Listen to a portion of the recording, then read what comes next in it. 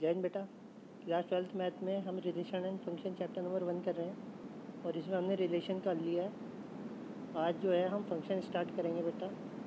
Function से पहले आपको थोड़ा सा मैं इसके बारे में समझाता हूँ। आपने जैसे 11th में भी फंक्शन पढ़ा होगा, जो फंक्शन था f such that a tends to b is said to be a function if each element of set A have a unique image in set B। अगर बेटा सेट ए के हर एलिमेंट की एक यूनिक इमेज हो, unique का मतलब आपको पता ही है, केवल एक ही इमेज हो, ठीक है ना। ये आपका सेट ए है, ये पी है और इसके जितने भी एलिमेंट आपके पास है, इसमें आपके पास जितने भी एलिमेंट है, हर एलिमेंट की कोई ना कोई इमेज होनी चाहिए। पहली बात तो ये, और हर एलिमेंट की एक ही इमेज होनी चाहिए। जैसे इसकी एक ही है, इसकी भी एक ही इमेज है और इसकी भी एक ही इमेज है। तो हर एलिमेंट की इमेज होनी चाहिए और हर एलिमेंट की एक ही इमेज होनी चाहिए, तो वो फंक्शन बन जाता है। फंक्शन के लिए ये बिल्कुल सिंपल सा फंडा है, ठीक है ना। तो आप ये समझ गए, सेट ए के एलिमेंट्स को आप क्या बोलते हो? डोमेन बोलते हो। क्या बोलते हो? डोमेन बोलते हो। सेट बी के सारे एलिमेंट्स को आप क्या बोलते हो? को डोमेन बोलते हो। पता होगा आपको, सारे एलिमेंट्स को को डोमेन बोलते हैं। जितने एलिमेंट एसोसिएट हुए हैं, ठीक है ना, उसके सेट को हम क्या बोलते हैं? उसके सेट को हम रेंज, क्या बोलते हैं? रेंज बोलते हैं, ठीक है कि नहीं है। और हर एलिमेंट की एक, हर एलिमेंट जिस दूसरे एलिमेंट के साथ एसोसिएट होता है उसको हम इमेज बोलते हैं। उसको क्या बोलते हैं? इमेज बोलते हैं। तो आपको डोमेन, रेंज, कोडोमेन, इमेज सारा पता होगा, ठीक है कि नहीं है। आज जो है, अब हम 12th में जो है इससे थोड़ा सा आगे पढ़ते हैं, टाइप्स ऑफ फंक्शन। क्या पढ़ते हैं? Type of function. Type of function में सबसे पहले है 1 या इंजेक्टिव फंक्शन। तो फंक्शन में 2 टाइप हैं। अब आपको ये चेक नहीं करना कि फंक्शन है कि नहीं है। फंक्शन तो हमेशा आपको मिलेगा ही मिलेगा। अब तो आपको उसके आगे टाइप चेक करने हैं कि वो 1 होगा कि नहीं होगा।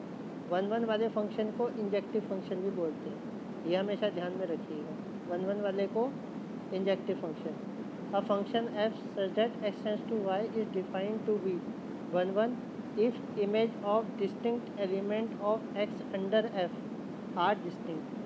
अगर जो इमेज है हर एलिमेंट की, ठीक है कि नहीं है, वो क्या हो? डिस्टिंक्ट हो, अलग अलग हो, ठीक है कि नहीं है, तब वो क्या हो जाएगा? तब वो हो जाएगा 1 फंक्शन, ठीक है ना। यानी कि हर एलिमेंट की अलग इमेज होनी चाहिए।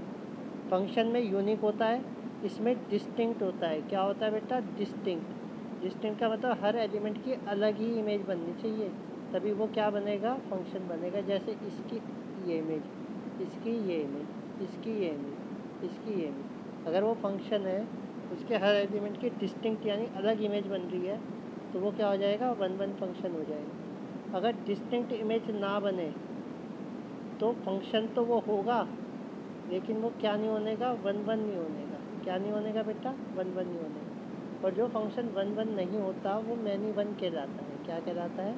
मैनी 1 फंक्शन कहलाता है। क्या आप बात को समझे? 1 के लिए, हाँ ठीक है, इतना सा हमारे को ध्यान में रखना पड़ता है 1 के लिए। अब आप आ जाइए ऑन टू फंक्शन। 2 ही टाइप हैं आपके पास, 1 फंक्शन और onto function. Onto को हम सर्जेक्टिव फंक्शन भी बोलते हैं। क्या? Surjective function. A function f such that x tends to y is said to be on to or surjective if every element of y is the image of some element of x, ठीक है। तो क्या है कि y का जो हर element है, ठीक है ना, वो जो है एसोसिएट होना चाहिए किसी ना किसी एलिमेंट के साथ x के, ठीक है कि नहीं। y का हर एलिमेंट जो है x के किसी ना किसी एलिमेंट के साथ क्या होना चाहिए? एसोसिएट होना चाहिए, ठीक है ना, तब वो क्या बन जाएगा, ऑन टू फंक्शन हो जाएगा। आपने फंक्शन के लिए एक बात सुनी होगी कि फंक्शन का जो है डोमेन का हर एलिमेंट एसोसिएट होना चाहिए, जबकि डोमेन के एलिमेंट एसोसिएट हो या ना हो उससे हमें कोई मतलब नहीं होता था। लेकिन ऑन टू के लिए हमें को डोमेन के एलिमेंट चेक करने होते हैं, सही है ना। को डोमेन का कोई भी एलिमेंट ऐसा ना हो जो कि एसोसिएट ना हो रहा हो। अगर ऐसा मिल जाएगा तो वो क्या नहीं होनेगा, नॉट ऑन टू होगा। क्या होगा तब वो, नॉट ऑन टू फंक्शन होगा। तो को डोमेन चेक करते हैं कि ऐसा कोई एलिमेंट ना मिले जो कि क्या ना बना रहा हो, इमेज ना बना रहा हो किसी भी एलिमेंट के साथ, ठीक है कि नहीं। पर ऐसा होता है तो वो क्या नहीं होनेगा, ऑन टू फंक्शन नहीं होनेगा। तो मुझे लगता है आप 1 1 और ऑन टू को ध्यान से समझ गए होंगे। इसके बाद तीसरा आता है बाइजेक्टिव फंक्शन। ये कोई अलग सा फंक्शन नहीं है, बस सिंपल सी बात आपको याद रखनी है। अगर कोई फंक्शन 1 1 आपने प्रूव कर दिया और ऑन टू प्रूव कर दिया, अगर ये दोनों चीज़ प्रूव हो जाते हैं 1 1 और ऑन टू, वही फंक्शन क्या बन जाता है, बाइजेक्टिव फंक्शन। बाई का मतलब आ गया दो, एक 1 1 और दूसरा ऑन टू। अगर 1 1 और ऑन टू प्रूव हो जाता है तो वो क्या बन जाता है, बाइजेक्टिव फंक्शन बन जाता है, ठीक है कि नहीं है। तो बाइजेक्टिव के लिए कंडीशन इंपॉर्टेंट है कि बोथ होना चाहिए, 1 1 भी और ऑन टू भी। अगर 1 1 होता है और ऑन टू नहीं होता तो वो बाइजेक्टिव नहीं होनेगा, या फिर वो 1 1 नहीं होता लेकिन ऑन टू हो जाता है तभी वो बाइजेक्टिव नहीं होनेगा। तो बाइजेक्टिव फंक्शन भी आप समझ गए होंगे, ठीक है कि नहीं है। वर्किंग प्रोसेस देख लो बेटा, आज मैं आपको 1 1 प्रूव करना बताऊँगा, फिर मैं कल आपको ऑन टू प्रूव करना सिखाऊँगा, ठीक है कि नहीं है। तो ध्यान से समझिएगा 1 1 के लिए आपको क्या प्रोसेस यूज़ करना पड़ता है। बहुत ज़्यादा वर्क माइंड का है, आपको माइंड साफ करके ये चेक करना पड़ेगा कि ये माइंड वर्क करके आपको ये चेक करना पड़ेगा कि ये 1 1 बनेगा कि नहीं बनेगा। अगर माइंड में आपने चेक करके ये पता लगा लिया कि 1 1 है कि नहीं है, फिर तो आप इसे इम्प्लीमेंट कर देंगे, अदरवाइज़ आप इसे कंफ्यूज होते रहेंगे, सही है कि नहीं। कैसे करके देखिएगा, अगर x1 और x2 कैपिटल X यानी फर्स्ट सेट को बिलोंग कर रहे हैं, ठीक है ना, तो fx1 = fx2 कर दो आप, ठीक है ना। fx1 फंक्शन को इक्वेट कर दो सेकंड फंक्शन के साथ, यानी कि fx1 और fx2 को इक्वेट कर दो।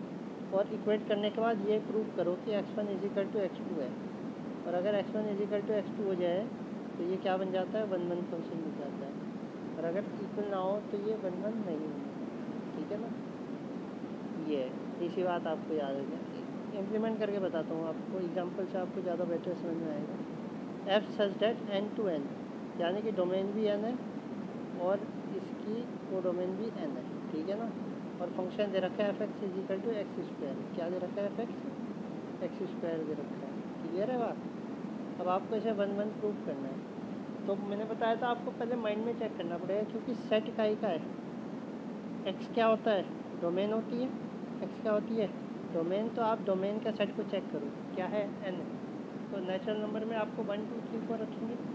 अगर 1 रखोगे तो 1 का स्क्वायर 1, 2 रखोगे तो 4, 3 रखोगे तो 9, 4 रखोगे तो 16, 5 रखोगे तो 24। हर एलिमेंट की अलग वैल्यू बन रही है कि नहीं बन रही, तो हर एलिमेंट की अलग इमेज है एक तरह से, और अलग इमेज है तो ये 1 1 होगा, सही है कि नहीं। और 1 1 होगा तो आपको बस ये रिमाइंड कर देंगे, जैसे बताऊँगा। fx1 = fx2 कर दो। फंक्शन क्या है, ये रहा fx आपका x² है, तो यानी x की जगह पे x1 का स्क्वायर करो इधर, और उधर x2 का स्क्वायर करो। इसे इधर ले आओ तो माइनस में हो जाएगा, एक बार प्लस और एक बार माइनस हो जाएगा। a² - b² का फॉर्मूला लगा के a + b कभी जीरो नहीं होगा, क्योंकि ये नेचुरल नंबर का सेट है, माइनस के नंबर होंगे नहीं इसमें। और किन्हीं दो नंबर को ऐड करके आप जीरो ला नहीं सकते, तो ये तो नेगलेक्ट हो जाएगा। तो ये माइनस वाला इक्वेट करेगा जीरो के, जब ये इक्वेट करेगा तो x1 = x2 हो जाएगा, और फंक्शन क्या बन जाएगा, 1 1 बन जाएगा। क्लियर है बात, ये होगी। अब इसी एग्जांपल को मैं एक दूसरे टाइप से आपको बताऊंगा, इसीलिए आप समझ जाएंगे कि माइंड का वर्क ज़्यादा रहेगा। f = z to z है, यानी इंटीजर टू इंटीजर सेट है, डोमेन भी इंटीजर और को डोमेन भी इंटीजर, और फंक्शन आपको वही दे रखा है, ठीक। तो फंक्शन से ज़्यादा आप जो फंक्शन है उससे ज़्यादा आपकी जो डोमेन और को डोमेन है उस पर डिपेंड करता है कि फंक्शन आपका 1 1 बनेगा कि नहीं बनेगा। अब ये देखो x² ही है, लेकिन यहाँ पे इंटीजर हो गया, डोमेन आपकी इंटीजर होगी तो मैं 1 रख के देखता हूँ, 1 रखूँगा तो 1 आएगा आंसर, और जब मैं -1 रखूँगा, क्योंकि इंटीजर में माइनस भी रख सकता हूँ, -1 रखूँगा तब भी रिज़ल्ट क्या आएगा, 1 ही आएगा एक्स का स्क्वायर करने पर। तो देखो 1 पे भी रिज़ल्ट 1 आया और -1 पे भी रिज़ल्ट क्या आया, 1 आया। तो अलग अलग इमेज बनी क्या, नहीं बनी। दोनों की इमेज क्या बन गई, एक ही बन गई। और जब दोनों की इमेज एक ही बन जाए तो क्या नहीं होने का, ये 1 1 नहीं होने का।